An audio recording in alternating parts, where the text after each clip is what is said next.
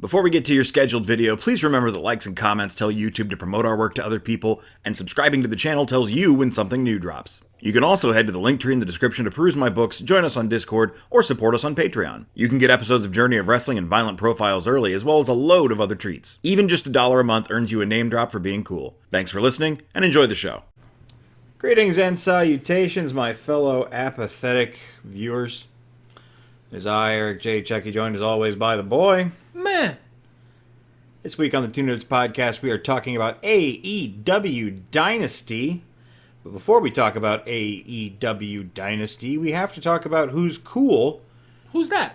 Well, there are people I am not apathetic toward, I'll say that. For example, on the tip of your tongue, a guy from Ohio, Rob. For this time, I wanted to really say Liefeld, but it's not him. To be fair, I have it on reasonable authority that Rob can also not draw feet. You know what? I don't want to know. Harmony. Strucity KTL. Passion Killer 711. I hope that's Aliens, because it really reset my brain there. I live to bamboozle. God, can I get that on your tombstone? Sure. That joke was really good, and he didn't react. Because, see, he's dead. So the live to bamboozle, it's just another bamboozle from beyond the grave. No, I got it. It was great. Well, you could have smiled more. Like me during this pay-per-view. Oh, good segue. Thanks. I'm going to try to be brief about my whining, because we have a fair amount of matches to talk about, and I'm sure you have a lot to say. I've not been into AEW lately. All of my favorite guys left, or they decided to stop booking them. Slowly, over a period of time. And now, they're all gone. There are still people I like. There are still people I care about. You know who I don't care about? Mercedes Money. You know who one of the few people I still care about is fighting? Spoiler alert, Mercedes Money. A non-spoiler review of Dynasty. It was a fantastic pay-per-view event. It had 2 amazing matches in it, and the rest weren't that bad. Yeah, pretty much. There was only really one match I would consider not very good. And it was so not very good, I actually, if you go to the Discord, you can find records of me coping about it really hard during the match. Like, no, maybe it's good, maybe it's smart. It wasn't. It was bad and stupid. But I really liked this show. I think it was very fun. I think there were 2 all-time classics on it. And still, I can still, having said all that, understand why if you don't give a shit about any of the people involved, you might not be super hot on the show. The stories are just really low-key right now. And the icons that are here that are lifting things up for most folks, I am not invested in. And that is overall hurting my enjoyment. And that's been the problem since the last pay-per-view. And it has been slowly being the problem over the last year. But I digress. We might as well launch into it. God, I hope we don't get to the end of this pay-per-view with time remaining on the podcast. Okay, so we watched the pre-show with AEW. We always do. Because the action is actually pretty good. And we get to see the promo packages. That's nice. They do show them a lot, though. Matt Sydal squared off against Trent Beretta. Trent recently turned heel by betraying the best friends. Well, they've been pitching that softly. They've been teasing that for like 2 years, so yeah, glad they finally got around to it. Which he actually just betrayed Orange. There's like friction. He would like to still have Chuck on his side, but Chuck is clearly aware that what are you doing? No, you're being an asshole. And Orange also doesn't care that he was betrayed. Well, he doesn't care about anything in his defense. Yes, but that makes it hard for Trent to use it to get over. He is insistent that he didn't do anything wrong because he still wants to be one of the best friends. He would rather it be that he kicked Orange out than he betrayed the best friends. And Orange clearly is not... He's like... This is the downside of Orange Cassidy's gimmick, is that it can really easily become him no-selling shit storyline-wise. It's only a downside if you care about the future of Trent Beretta. That's true. If you don't give a shit about Trent Beretta, Orange is doing the right thing by completely disregarding him and moving on with his life. Wow, a jobber doesn't like me anymore? Interesting. Okay. Speaking of which, Trent Beretta beat Matt Sydal. Matt Sydal was celebrating having been in wrestling for 25 years. And in his hometown. And Trent Beretta beat him anyway. Well, one of them has a storyline going on. Yeah, excuse me while I turn into dust. We are pretty old. Well, he was in the biz before we saw him. True. Yeah, he didn't show up in the WWE 25 years ago. Jesus, even I was only math. Okay, math. And then right after the Trent Beretta match, they had an Orange Cassidy match with Shane Taylor Promotions fighting Orange Cassidy and Katsuyori Shibata. This is how I know Orange Cassidy doesn't give a shit, because he clearly didn't give a shit about Trent and kind of just walked past him. I mean, your average JoJo enjoyer will tell you that was like a power move of some kind. So maybe it was. I don't know. This match was pretty good. I like Shane Taylor Promotions. They need some more wins under their belt. This would have been a good time to give them one, with maybe thanks to some Trent Beretta interference. But for whatever reason, they decided to not do that. I will say we also do predictions for AEW pay-per-views in the Discord. Yeah. And my predictions were not very good tonight. But most of the time when I was wrong, it's because I assumed the thing I didn't want to happen would happen, and then the thing I wanted to happen happened. Not every time, but most of the time. So I was pretty okay with not doing great at the predictions. I did have that exact thing as my prediction. Shane Taylor Promotions getting a big win because of Trent shenanigans. Because, I mean, I'll be honest, I think that would have been a better call. Like, you could have, I mean, either Orange Cassidy or Shibata could have taken that pinfall without really hurting them, especially with the interference from Trent. And Shane Taylor Promotions needs some big wins if they are to be considered anything remotely resembling a legitimate faction. I'd like to see him get up there and not just become Bear Country Phase 2. But, you know. Our final match of the pre-show is the Trios Unification match. It is silly that there are two sets of Trios titles. Well, yeah. I mean, there was a point where it made sense. It makes sense now. AEW and Ring of Honor have 1 billion people on their roster, but I can understand them deciding to combine them because their Trios division isn't great. And then that's what I was getting to, is that there was a point where the Trios division was strong, and it's just not anymore. Injuries, people leaving. People becoming injured and then leaving. It's just kind of falling apart. We got what I hope was the culmination of the acclaimed / Bullet Club Gold storyline.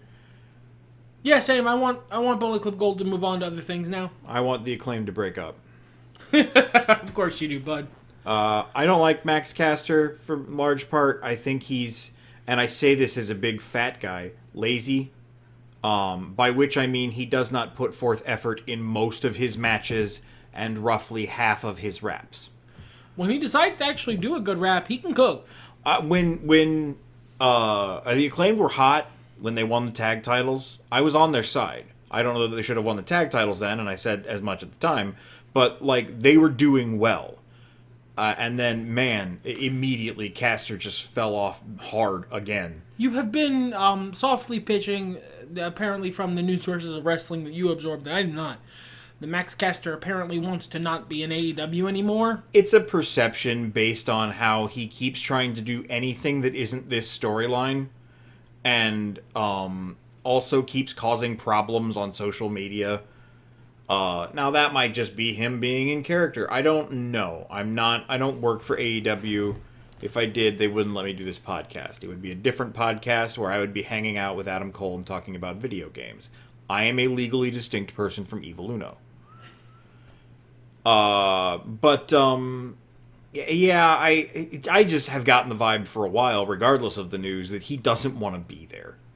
That, notably, I have never gotten that vibe. I have gotten the vibe occasionally that he's not amazingly happy with this storyline, but I don't get the vibe that he doesn't want to be there at all. I'm not sure what the deal is. I like Bowens a lot better.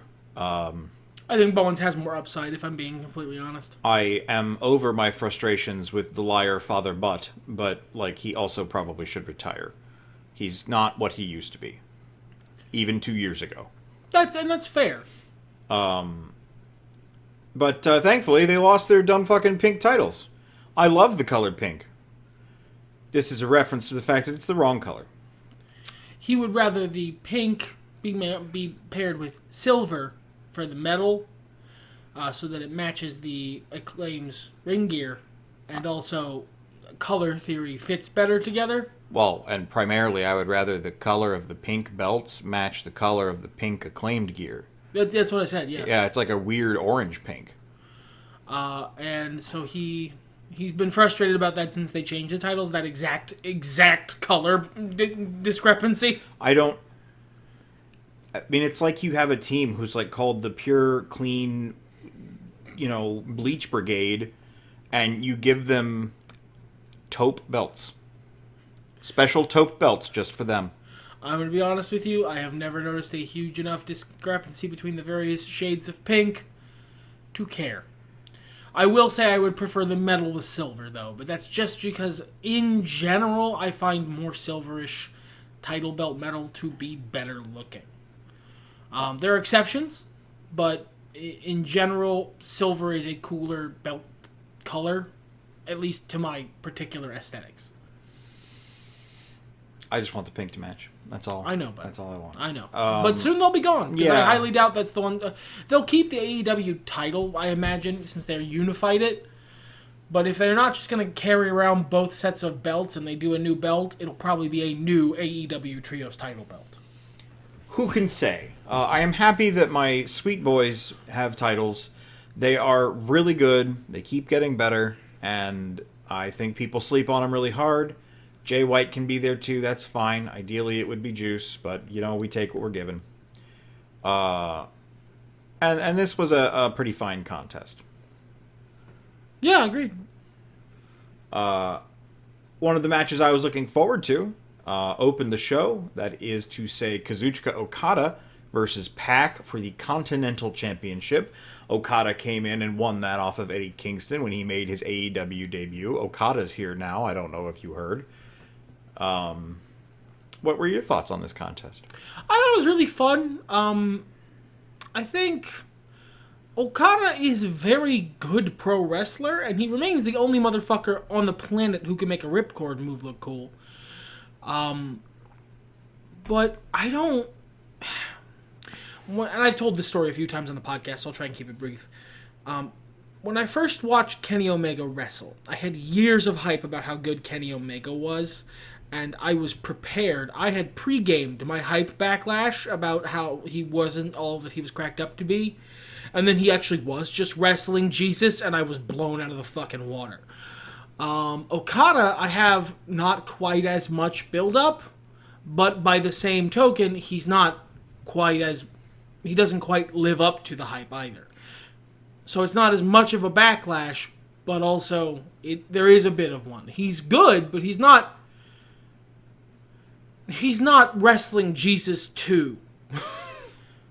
Which is fair. I like his character work a lot. Oh, he's really good at that, yeah. And he carries a lot of that character work over into the ring. He's very clever. That's what I appreciate about him. And he's not a bad wrestler. No, he's very good. I know that's a dumb fucking thing to say to you marks who have been doing New Japan for ages. I know that. But, it's not like he's shitty, so I enjoy his in-ring stuff, is what I'm trying to say. Okada won here, which is the right call. He just got that championship. He's got a great storyline going with the Bucks. You don't have Kazuchika Okada lose his first title defense. No. You just don't do that. That's a stupid fucking thing to do. So I'm glad they didn't do it. Adam Copeland ended his feud with Christian recently. Was that at the last pay-per-view? I think so. Yeah, victorious at the last pay-per-view. He's been doing some open challenges. Eddie Kingston lost his Ring of Honor title to Mark Briscoe. Eddie only has the New Japan Strong, some kind of open cruiser flavor champion title. All New Japan titles except the heavyweight title, and even then the heavyweight title, are name dumb. But he and Mark Briscoe are still pals, so for some reason, the three of them teamed up against the House of Black. Because we wanted them on the card. That's a good way to make that happen. We've done that exact booking in Journey of Wrestling a lot, so I can't really fault it. Yeah.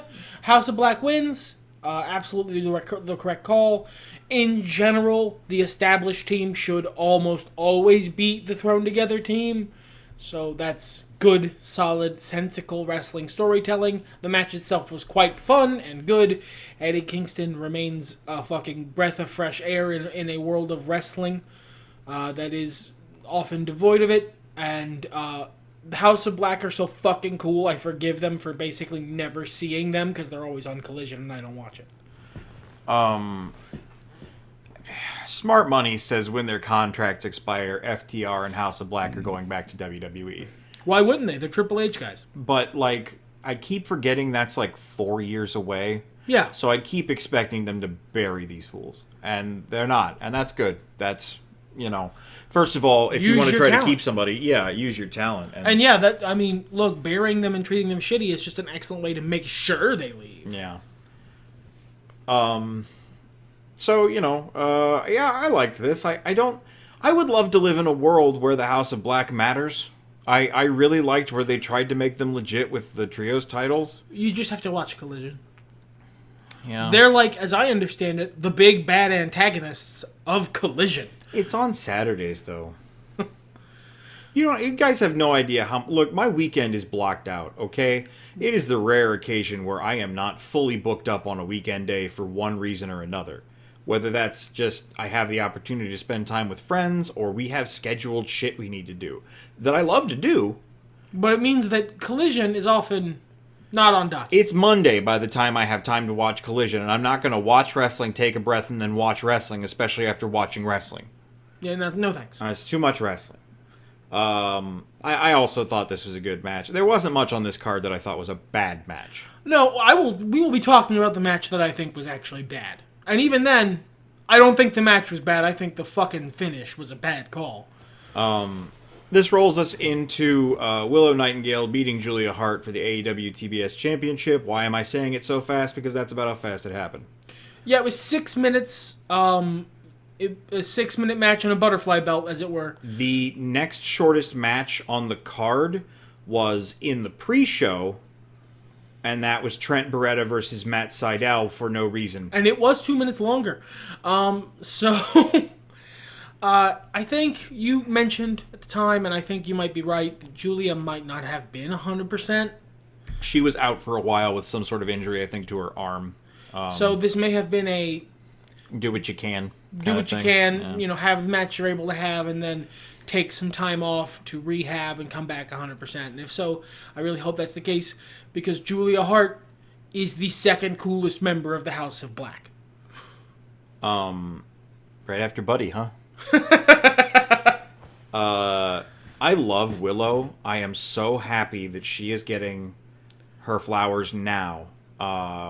I like her little weird stable with Stat and Stokely. Stat's got something to do that isn't boring. And Stokely is a treasure. Stokely's amazing. I don't like Mercedes Money. You didn't like her when she was Sasha Banks. No, and when she was in the WWE, she had, let's call it, Max Caster syndrome, where sometimes she'd put on amazing matches, sometimes it seemed like she was Thunder Rosa-ing up the place. We used to call it Charlotte Flair syndrome. Sure, yeah. I don't know, I haven't watched her in a while. Now she just gets injured as far as I'm aware. Man, she's got cool new music, though. It's like the same vibe as the old music, but it's got some extra stuff to it. Charlotte Flair does. Anyway. I just don't... And she debuted and was so flat on the mic for like 3 weeks straight. And she's still hurt, so she can't get in the ring yet. So I'm sitting here... All right. No, you know what? Yeah, no, please go off. She hasn't fucking... She came back after the last podcast. I hate her theme music. It's not a dislike. It is an active, vitriolic reaction. She's never going to get over as a babyface with me as long as she has that theme music. I am not a guy who gets amazingly heated about, like, much in terms of the artifice of pro wrestling, but astroturfed chants are one of the few things that actually gets my goat really hard. And putting a crowd chanting the word CEO in the beginning of your actual entrance music is the most cringe, unbelievably desperate astroturf bullshit that I have seen from a wrestler in a long time. It is, look, she calls herself the CEO, and gotta give it to her. That is the most corpo bullshit I've seen a wrestler do in 10 years minimum. I hate it. It makes her look goofy and unlegitimate, unserious. Anyway, that aside, I always kind of like Sasha Banks. I think she's got a lot of talent. I think she is a very legitimate star, and I'm happy AEW got her because she brings eyes to the product. But every time her fucking music hits, I get mad. I will echo all of your sentiments. I'll say that there are some people I've seen online who said it was a great way to get the chant starting and going and over without, like, sing along with The Rock. No, the way you do that is you put 6 plants in the audience and you have them do it. Sure, yeah. Be respectful of the show and trick me, God damn it. At least take the chant out of the song at some point, please, or mix it so that it's less prominent. And I mean, honestly, I hate this name. I hate this name so much.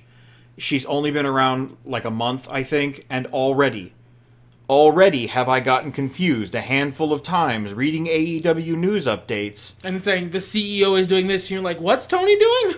Yes, and maybe that means I'm stupid. Hey, I might be stupid too. Look, we're kind of dumb. But like, don't call yourself an actual position in the company. Like, imagine if a wrestler, a regular pro wrestler, just called themselves like the chief operating officer. This is a joke because Triple H did that for years. But he was like a management figure. Like, he was supposed to actually be this character. She's not actually the CEO. I did set that up a little bit for you. And thank you, because that is my chief complaint. It's that it's a thing in the business, in the kayfabe of the business, that she could be, but isn't, and now it's just confusing. It's like naming one of your wrestlers head interviewer, blah, blah, blah, and they never interview anybody. Honestly, you know what I would kind of like more? If she leaned into it. If she actually pretended to be in charge of AEW. Or if she was the CEO of something and not just the nebulous, I'm a badass. Yeah, Swerve Strickland referred to himself as the CEO of Mogul whatever for a long time. And that's fine. I have no problem with that. That's his company. He's allowed to be the CEO. I can acknowledge that.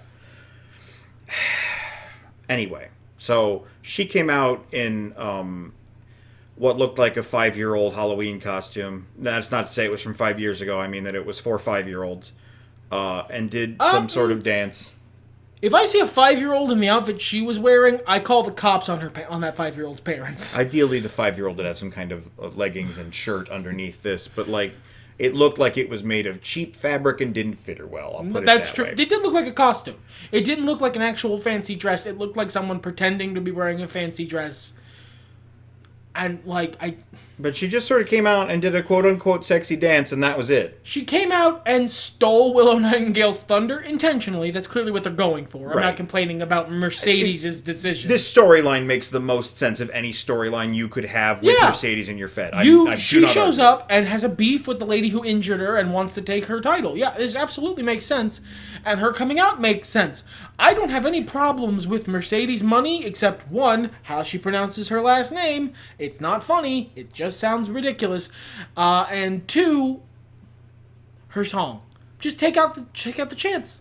Look, if you felt you needed to do the ass, and you didn't. You just Swerve Strickland again, a great example. He got Whose House, Swerve's House over by itself. The beginning of his song has the call, and then the audience does the response. Anyway, I could rant about this for a long time. Well, we needed to fill the podcast, so I'm glad we did. now that it's done, now that everyone knows to chant CEO when the little now that everyone knows to clap when the applause sign's on, you can take out the piped in claps. Anyway, Roderick Strong beats Kyle O'Reilly to retain his AEW International Championship. I miss when I cared about these guys. Without some of the inherent goofiness, without the edge to Kyle O'Reilly, these guys are just so flat for me. Roderick Strong was infinitely better and more entertaining when he was yelling people's names from a wheelchair than he is now as mean dad that does backbreakers. And Kyle O'Reilly's new fucking Joji I'm a sad boy era is not over with me. He just looks depressed, and he's the bluest possible chip baby face, and it's edgeless and bland. He needs something. That said, this match was really good, and we saw so many very nice backbreakers. Again, the wrestling, fucking top-notch, peak tier. Roderick Strong wrestles like a creator wrestler that I customized in the early 2010s, where I went through and put every single one of the wrestling moves that he does is some variant of a backbreaker. It's amazing. I rate it. It's such a wonderfully strong, focused character that it makes him better when his gimmick is, boy howdy, I wish that leader of my stable could be around to talk for me. Fortunately, the leader of his stable is able to walk again. He's not supposed to be wrestling anytime soon, but Adam Cole made a big show of getting up out of his chair and taking a few steps after the match. And I think that's good. I also think this was the right call, both to have the feud with Kyle O'Reilly and to have Roderick go over. If you don't feud with Kyle O'Reilly, it just ends up weird and awkward. Mm-hmm. And Roddy hasn't had the title nearly long enough to drop it yet. I would be okay if this went another month and Kyle took it. Not what I'd prefer them to do, but if that's what they choose. For me, it all depends on how soon Chugs can get back in the ring. Sure. If Chugs can get back in the ring relatively quickly, I want the Undisputed Kingdom to have some gold around when he's there. Yeah.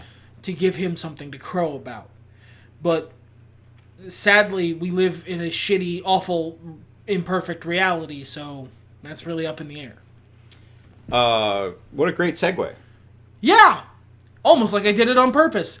The next match is Hook versus Chris Jericho. The match itself was fine.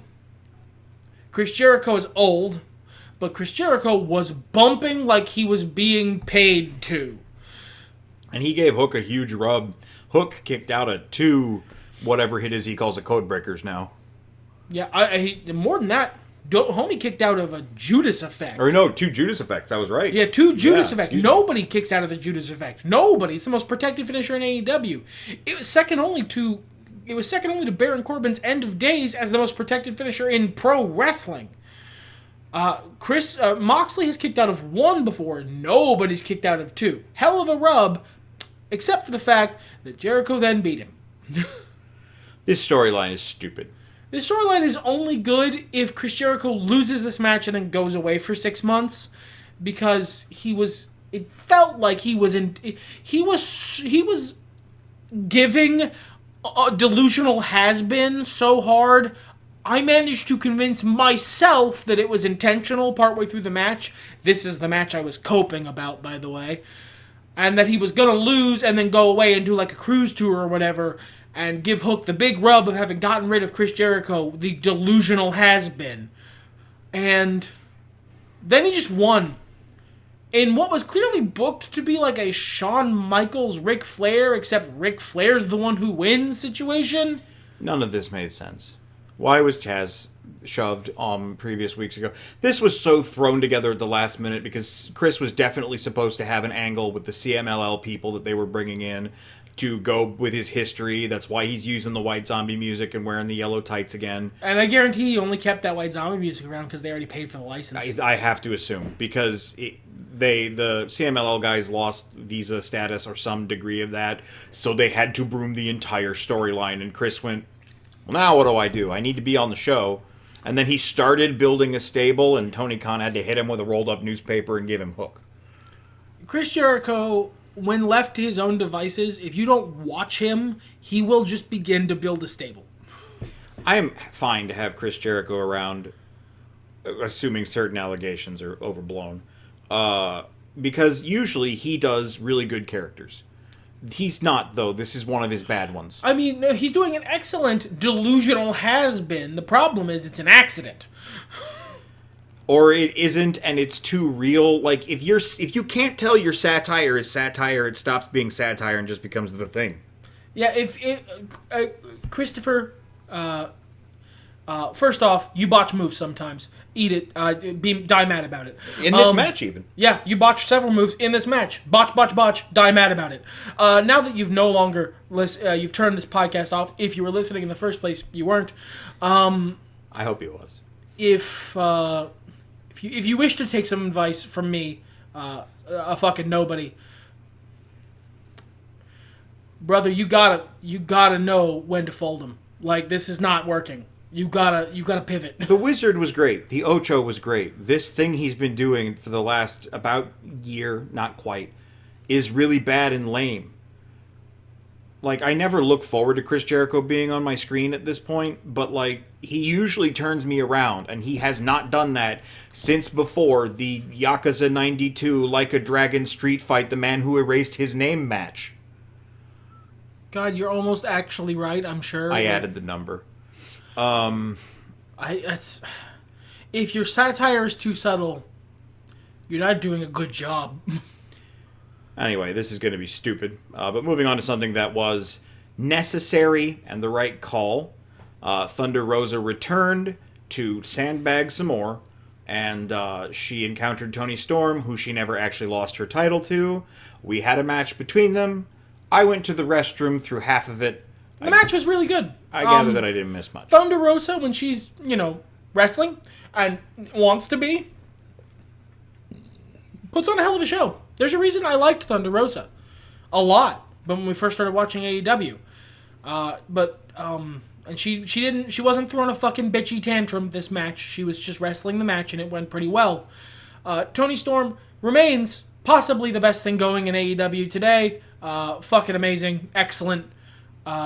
She wins. Good. Toni Storm can be champion forever, for as far as I'm fucking concerned. There is no one remotely cool enough to take it off her. Excellent work. Continue Toni Storm championship victories. Hooray. I hope this moves us on to a different feud now. Yeah, this feud was fine, but it needed to happen, and it can be over now. It's fine. Yeah. This is match of the night. I don't think that bears maybe. Not this next one he's talking about. Yeah, that would be Bryan Danielson against Will Ospreay. I don't like Will Ospreay. No, you don't. I don't like his promos. I don't like his wrestling voice. I don't like his gimmick, which is working man. I don't like how he's doing it. There are other times I can enjoy it, but I don't care for it from him. However, I'm not an idiot, and I have eyes. He is one of the best guys working in the ring. Bryan Danielson is the American Dragon. I was never, long-time listeners may be aware, I've never been 100% a Bryan Danielson mark. He's always had stuff I didn't think he did the best, but it's never in-ring work. It's always been character work and promos. The man can fucking go, even today. And I love Will Ospreay. I think he does an excellent, look, he's no Dusty Rhodes, but he does an excellent working man gimmick. I like his wrestling voice, partially because I can understand it, and I recognize that is not the case for all. I have no problem understanding Pac. Burgerlanders. Many of my fellow Americans cannot fucking parse a word Will Ospreay is saying, and that's totally respectable, but I can, so I like it, and also I really like that he says bruv all the time, because I think it's a funny thing that you can put on a t-shirt, and that's clearly what the goal is. This is how you naturally build a catchphrase or chant. Miss Money. But Will Ospreay is wrestling Jesus too. I, for many years, disliked Will Ospreay because Will Ospreay was emblematic of a kind of wrestling that I was annoyed by the fans of. Like, it was that show that you don't dislike, but you hate the fandom for the show so much that you end up hating the show. For many years, the kind of wrestling Will Ospreay does had that reaction from me because of the fans of it being fucking insufferable. He's fully blown that away by this point. He's amazing. He's wrestling Jesus too. This was an all-time banger. This match ruled. Yeah, I don't disagree with that. We went with a, as far as everyone's aware, in kayfabe scary finish with his super power bomb, with the name of which I forget. And looked like Bryan Danielson was injured.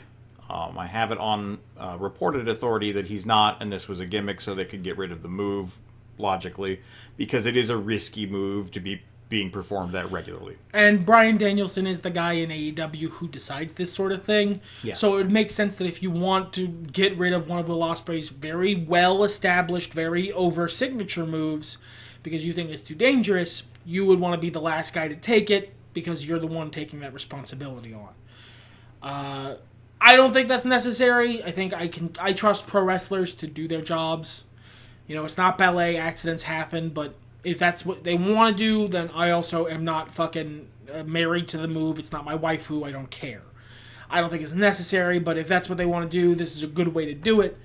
And like the final showdown of the match was a full-on anime samurai showdown where they ran at each other, and there might as well have been like a screen goes black / sound effect.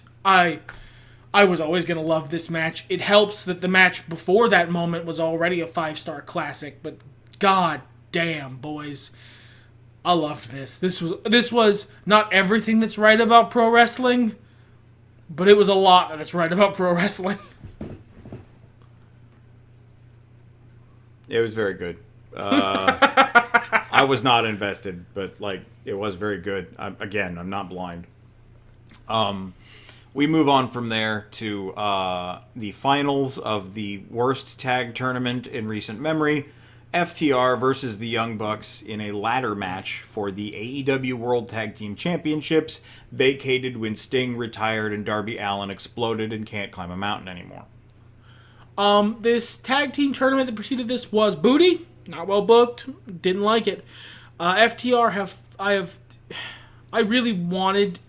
FTR has the record for me for worst first, second, and third impression, and they eventually won me over, and they eventually unwon me over. I don't care about FTR.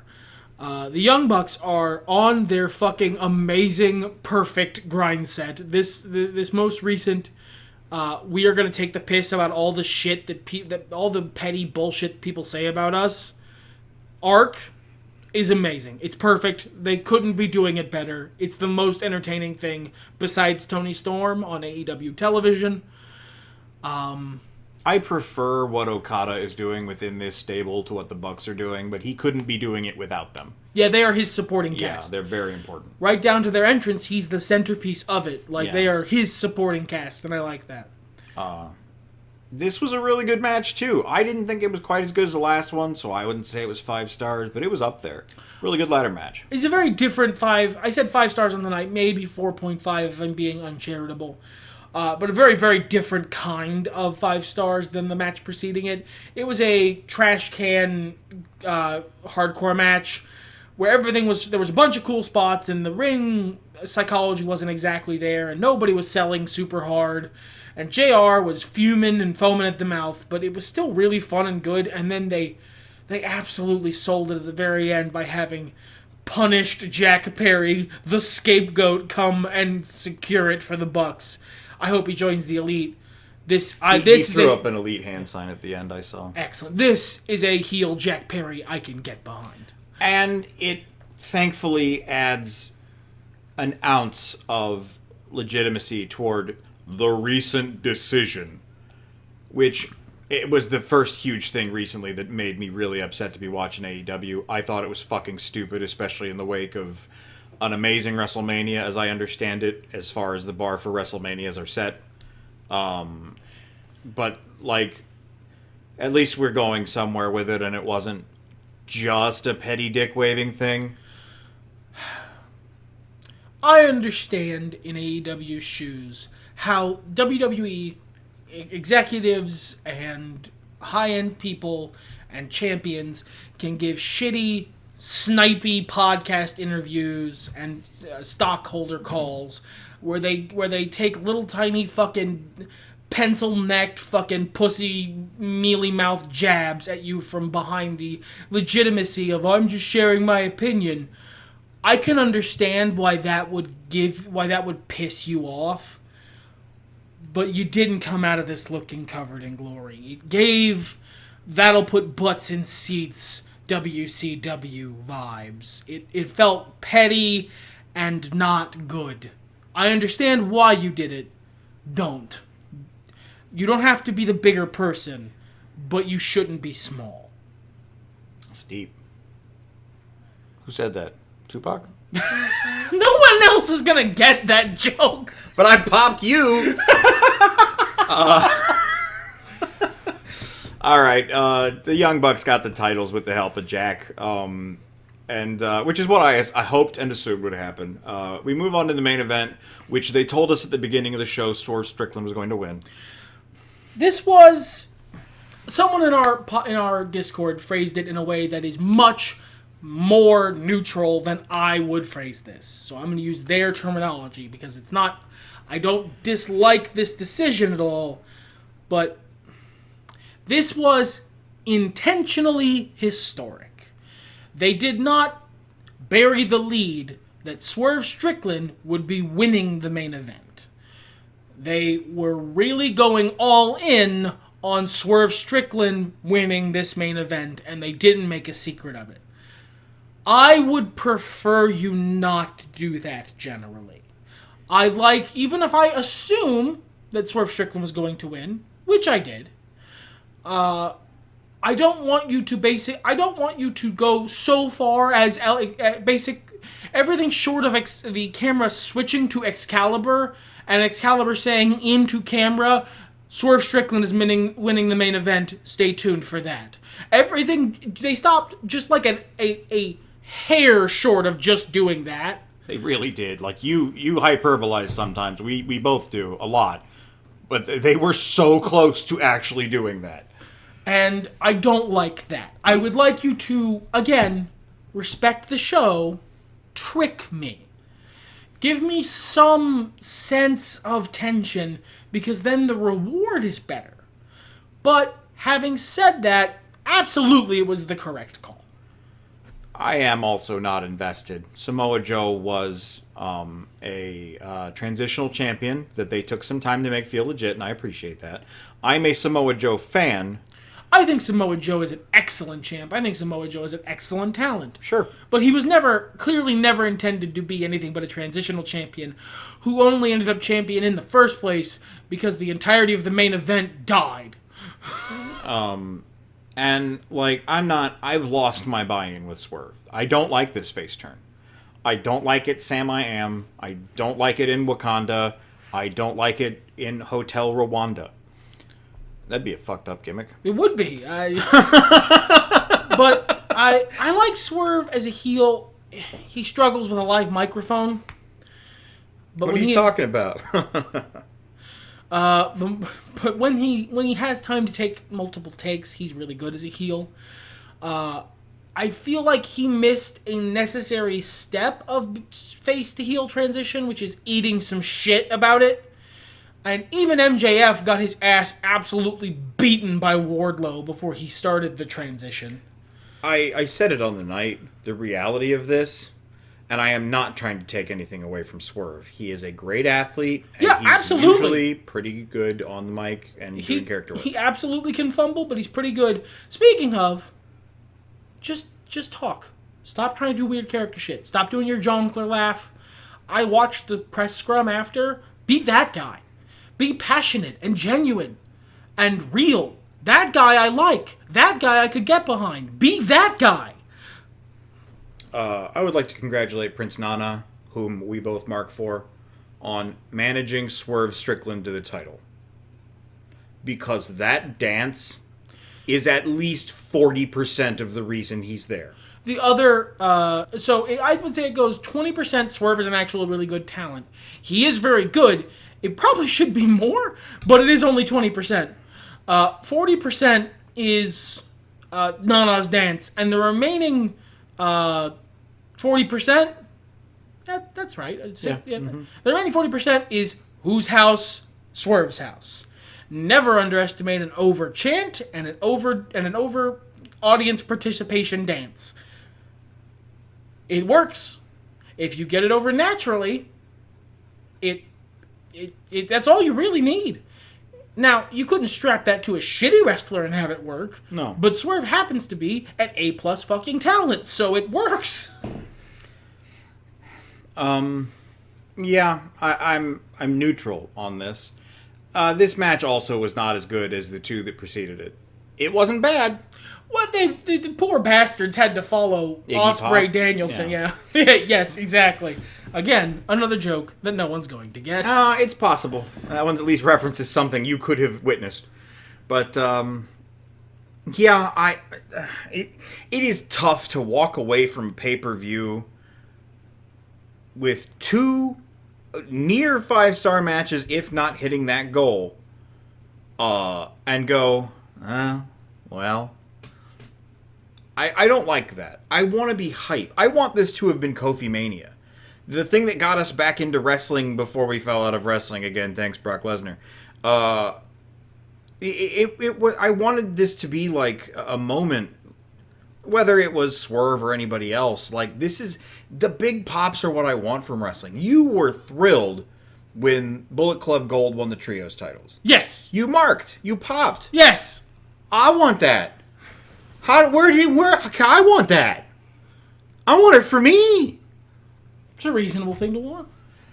Any final thoughts on the pay-per-view? I'll let you have the outro, my guy. Honestly, a really good show, but I'm not necessarily excited about what comes next.